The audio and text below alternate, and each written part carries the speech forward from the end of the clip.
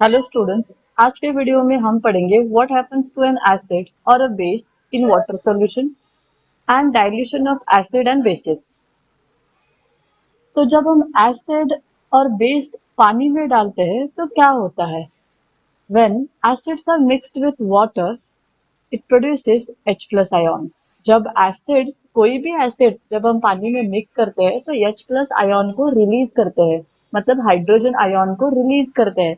जैसे कि हमने लास्ट वीडियो में देखा था what all acids have common, तब मैंने एग्जांपल दिया था HCl का। HCl जब स्प्लिट होता है तब हमने देखा था ये H plus plus Cl minus देता है। और मैंने HNO3 का भी एग्जांपल लिया था। जब HNO3 स्प्लिट होता है तो ये भी H plus plus NO3 minus देता है, positive ion and negative ion देता है। तो जो एसिड्स है उनको जब आप पानी में डालोगे तो वो H प्लस को रिलीज करते हैं। H प्लस मतलब हाइड्रोजन आयन को रिलीज करते हैं। These hydrogen ions cannot exist alone. See, it is very important. ये जो हाइड्रोजन आयन है ये पानी में अकेले नहीं रहते। They cannot exist alone. वो क्या करते हैं? They will combine with the water molecule and becomes H3O plus. तो जब हम कोई भी एसिड पानी में डालते हैं तो एसिड में से H प्लस बाहर आता है और वो H प्लस पानी से या फिर वाटर मॉलिक्यूल से कंबाइन होके H3O प्लस ऐसे तैयार होता है। और उस H3O प्लस को हम बोलते हैं हाइड्रोनियम आयन। Hydronium ion. तो hydrogen ion must always be shown as hydronium ion. इसका मतलब है H प्लस लिखो या फिर H3O प्लस लिखो, दोनों सेम ही है। हमारा जो H प्लस है वो वाटर मॉलिक्यूल से कंबाइन होकर H3O प्लस होता है। तो आप यहाँ पे देख सकते हैं जैसे कि हमने HCl पानी में डाल दिया तो HCl ने H प्लस को रिलीज कर दिया और जो H प्लस रिलीज हुआ है वो वाटर मॉलिक्यूल से कंबाइन होके H3O प्लस होता है। तो हम इस रिएक्शन को कंबाइन करके कैसे लिख सकते हैं? तो यहाँ पे हमने लिया है HCl, when we mix with water तो देखो क्या होता है, ये जो H है वो वाटर से कंबाइन होता है और क्या होता है H3O। और जो Cl बचा है वो Cl जैसा है वैसे यहाँ पे Cl माइनस होता है। तो H प्लस मतलब क्या? H plus is in the form of H3O plus. इसी को हम और थोड़े एग्जाम्पल के साथ भी स्टडी कर सकते हैं। जैसे कि समझो हमने लिया HNO3 नाइट्रिक एसिड, और जैसे ही हमने इस एसिड को वाटर में ऐड किया तो क्या होता है, तब HNO3 में से जो H है वो आता है और H2O के साथ कंबाइन होता है। तो ये हो गया H3O प्लस हाइड्रोनियम आयन। तो यहाँ पे बचा क्या?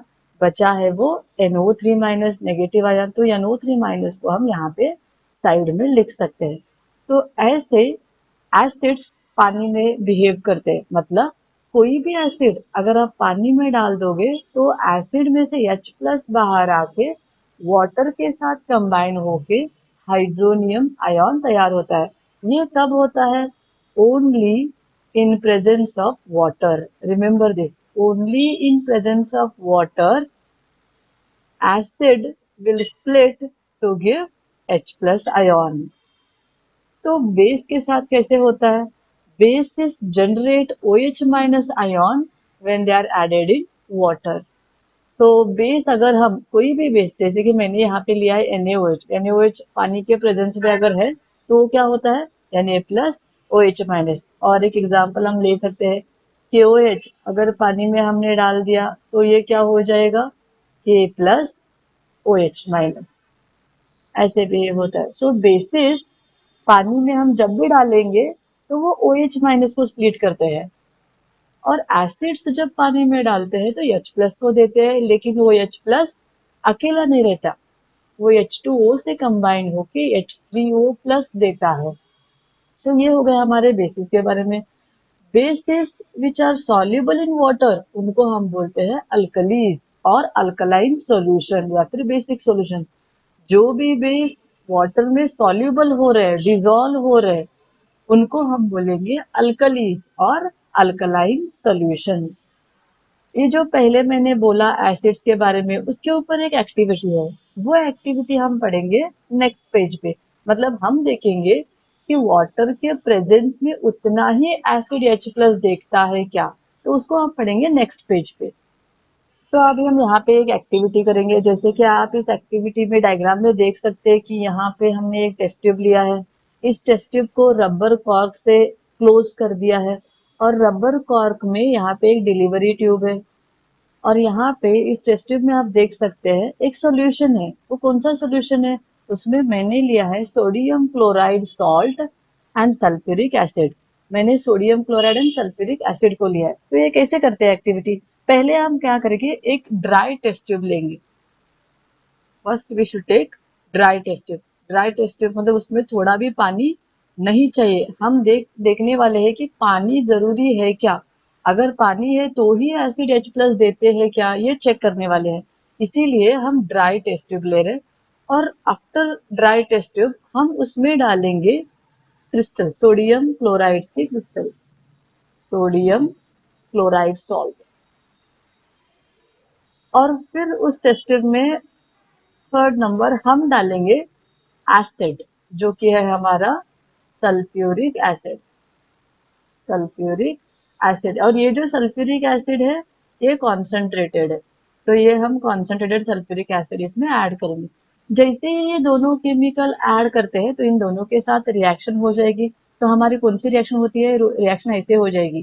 तो NaCl पहले लिया था और उसमें हमने क्या मिक्स किया? H2SO4 को मिक्स किया।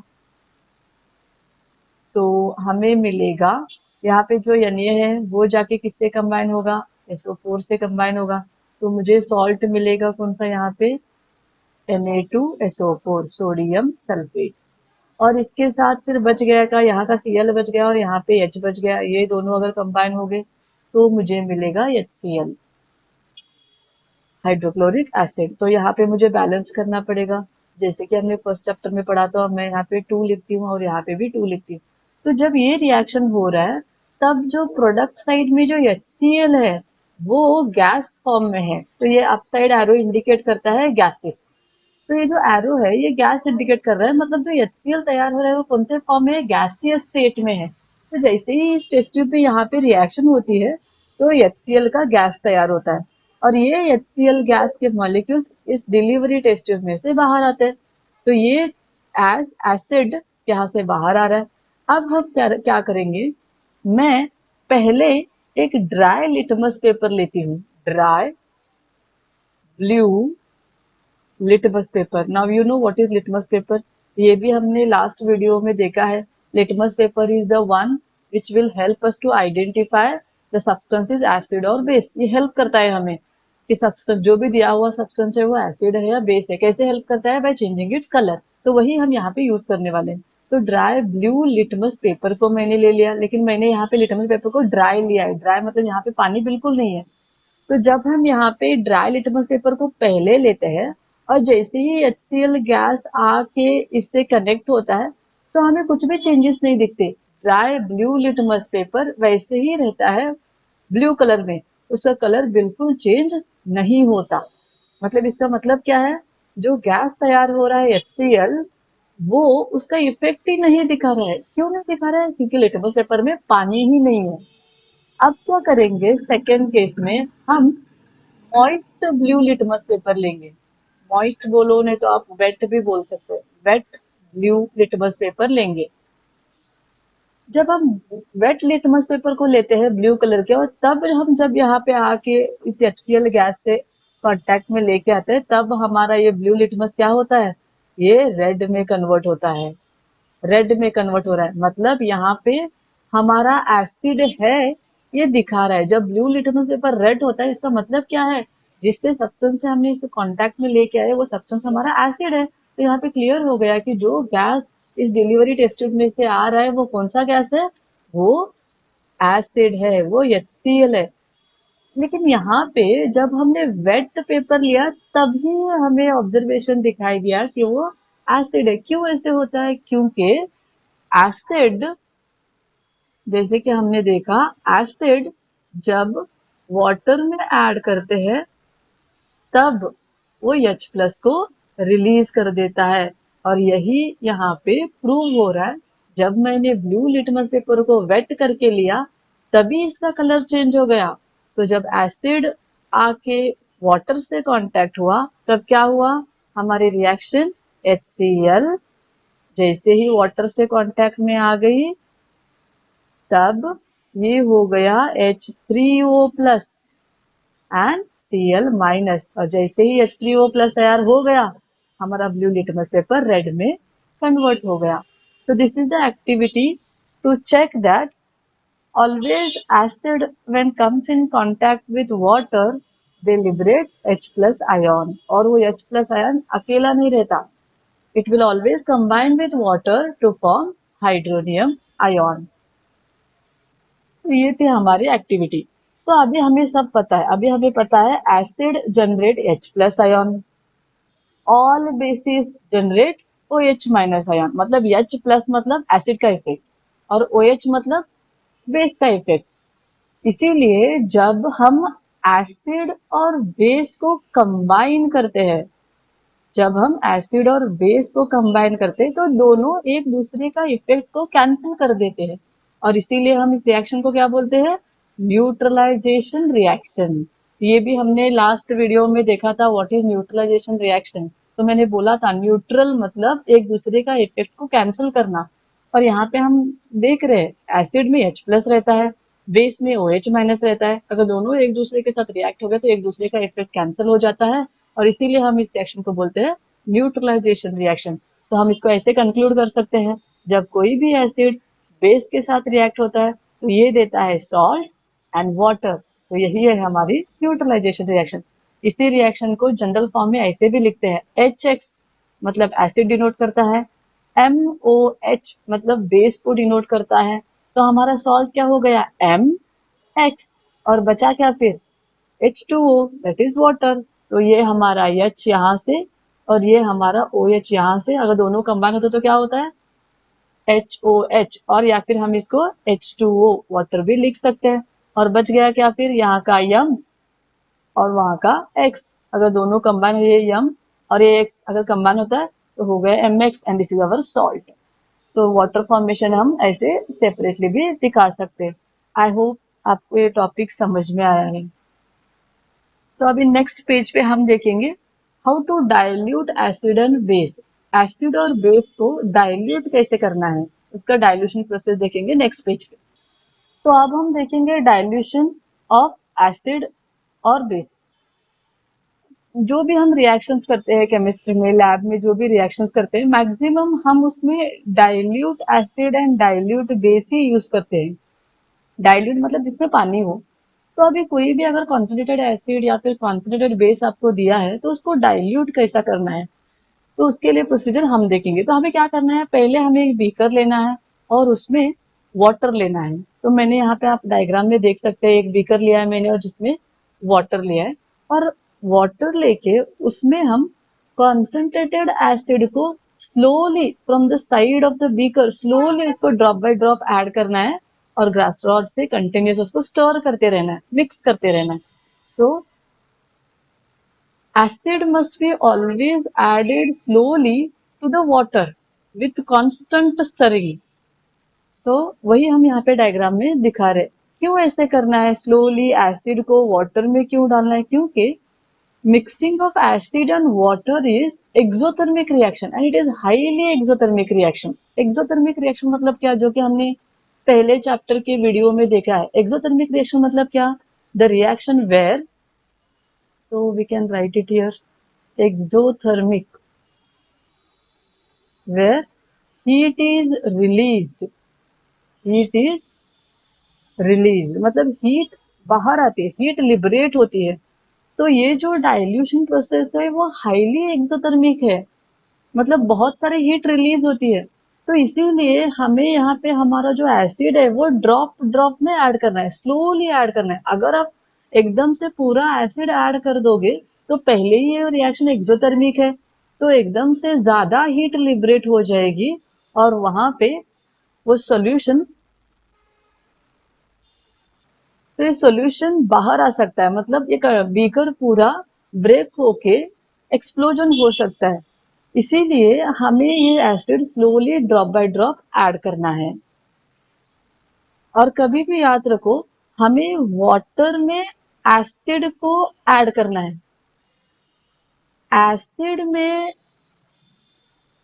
वाटर कभी भी ऐड नहीं करना है, याद रखो। बीकर में एसिड लेके वाटर कभी भी ऐड नहीं करना है, क्योंकि जब हम बीकर में बहुत सारे क्वांटिटी में एसिड लेते हैं और अगर उसमें हमने थोड़ा भी वाटर ऐड किया तो जो रिएक्शन रहती है वो हाईली एक्सोथर्मिक रहती है और जो हीट लिबरेट हो जाएगी वो बहुत हो जाएगी, तो यहाँ पे एक्सप्लोजन हो सकता है। इसीलिए एसिड में वाटर नहीं ऐड करना है। कभी भी कैसे करना है, वाटर लेना है और उसमें drop by drop acid add करते जाना है, और इसी को बोलते हैं dilution. Mixing an acid or base with water results in decrease in the concentration of ions, that is H plus ions और OH minus ions। मतलब हम जैसे जैसे पानी बढ़ाते जाते हैं तो H प्लस आयन्स जो है वो कम होते जाते हैं। पर यूनिट वॉल्यूम जो H प्लस आयन्स है या फिर बेस के केस में जो बेस के OH माइनस आयन्स है वो कम होते जाते हैं। इसीलिए हम उस प्रोसेस को डाइल्यूशन बोलते हैं। मतलब अगर हमने इस बीकर में यहाँ तक अगर वाटर लिया है, इमेजिन यहाँ पे वाटर लिया है, तो यहाँ पे हमारे H प्लस आयन है। इमेजिन हम एसिड का डाइल्यूशन कर रहे हैं तो यहाँ पे हमारा H प्लस आयन। तो इस अमाउंट में यहाँ पे इतने पर यूनिट वॉल्यूम में हमें कितने H प्लस आयन मिल रहे हैं, हमें यहाँ पे 3 H प्लस आयन मिल रहे हैं। अगर इसमें हमने बहुत सारा पानी ऐड किया, इमेजिन अगर हमने इतना सारा पानी भर दिया यहाँ पे, तो अब क्या हो जाएंगे, हमारे H प्लस यहाँ वहां चले जाएंगे, तो एक H प्लस यहाँ जाएगा, एक H प्लस यहाँ पे जाएगा और एक H प्लस यहाँ रहेगा। तो अभी देखो पर यूनिट वॉल्यूम में हमें कितने H प्लस मिल रहे हैं, हमें सिर्फ एक ही H प्लस मिल रहा है। इसी को बोलते हैं डिक्रीज इन द कॉन्सेंट्रेशन। मतलब H प्लस के कॉन्सेंट्रेशन यहाँ पे ज्यादा था, it was more, H plus concentration यहाँ पे ज्यादा था। जब हमने इसको बहुत सारा पानी ऐड किया तो H प्लस कॉन्सेंट्रेशन कम हो गया। अभी हमें पर यूनिट वॉल्यूम कितने H प्लस मिल रहे हैं, सिर्फ एक ही तो मिल रहा है।